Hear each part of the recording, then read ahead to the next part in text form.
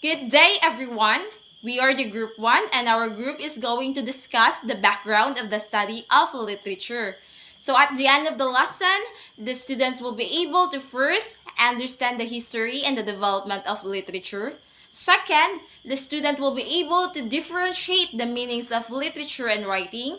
And then third is the student will have an appreciation of the contribution of literature in the development of cultures.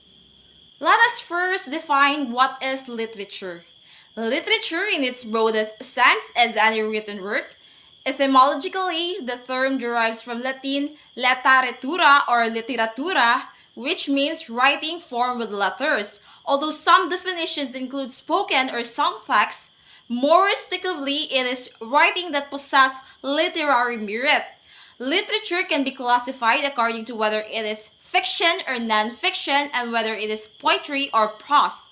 It can be further distinguished according to major forms such as the novel, short story or drama, and works are often categorized according to historical periods of their adherence to certain aesthetic features or expectation or genres.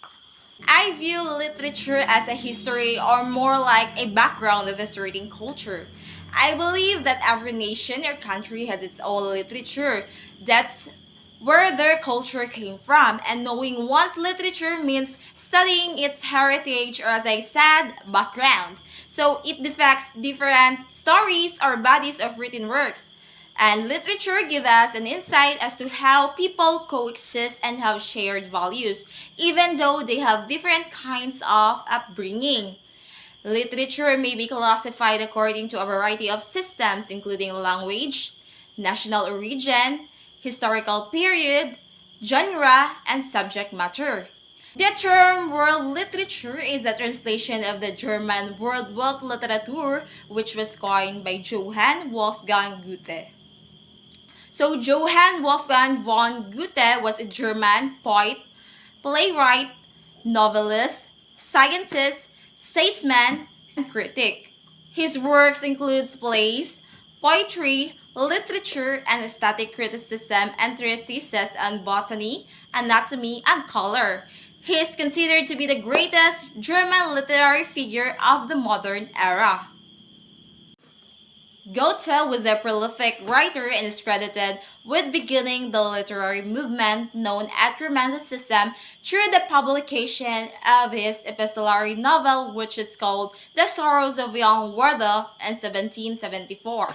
So the novel is about a sensitive, artistic young man who demonstrates the fatal effects of predilection for absolutes, whether those of love, art, society, or thought. So unable to reconcile his inner poetic fantasies and ideas with the demands of everyday world, Werther goes to the country in an attempt to restore his well-being.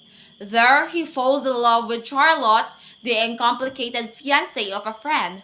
Werther lives but later returns, feeling depressed and hopeless no matter where he lives. Through unrequited passion and his perception of the emptiness of life, he commits suicide. So the next part of our report is going to be discussed by Miss Mary Jane Albolado. Thank you.